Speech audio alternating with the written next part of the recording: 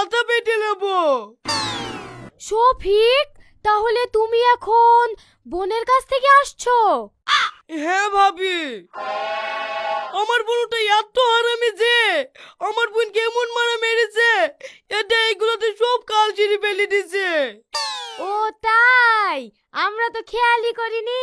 দাঁড়া, ভালো করে দেখিলি। এই পল্লবী, একটু বাইরে আয় তো। এই বোন, ভাই তোকে কোন জায়গায় মেরেছে? ও মা, মারবে কেন? আজ 2 বছর বিয়ে হয়ে গেল, আজ পর্যন্ত গায়ে হাত তোলেনি। বোন, তুই কখন আসলি?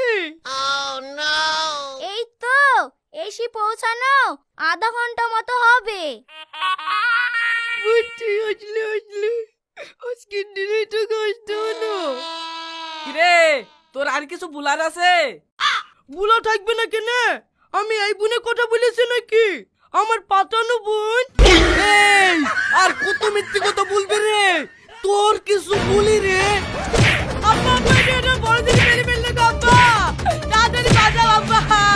এই রোন, দাঁড়া দাঁড়া দাঁড়া, মারিসনি। এই রোন, তুই এইভাবে সবিকে মারছি কেন? তুমি জানো আব্বা, আমি ক্যারাম খেলছি আর ও গাড়ি আর টাকা লিয়ার লেগে আমাকে মিথ্যে করে বলছে। তোমার বৌমা ছাদ দিকে পড়ে গিয়ে মাথা পেটে গেছে। এক কি সহ্য করা যায়? এই ওর মাথা ফাটিয়ে দেবো। এই থাম, তুই তো ভালো করেই জানিস ওর গুণ। গত পরশুদিন আমাকে দৌড় মারতে মারতে কি বলছে, ঘর আগুন ধরে গেছে, তুমি তাড়াতাড়ি ঘরে চাবি দাও, না হলে টাকা পয়সা সব পড়ে যাবে। আমি ওকে চাবি দিই, হাঁপাইতে এসে দেখছি ওসব আগুন টাগুন কিছুই নাই।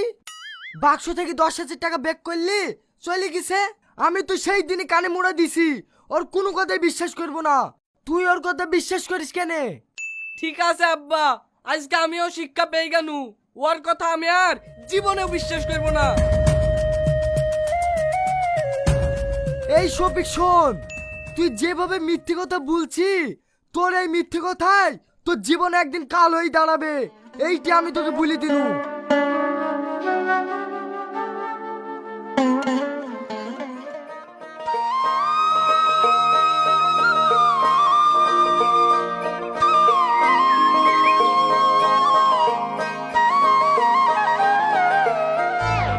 আরে শালা, এত ভালো ভালো খাবার আমি খেতে পাইনি, আর ফকিরকে খাওয়াচ্ছে। দাঁড়া, তোর খাওয়া বের করছি। ভাবি, আমার সেই কুকুরকে ভাত দিয়া থালটা কোথায় থুইছ? তাড়াতাড়ি দাও, আমি কুকুরকে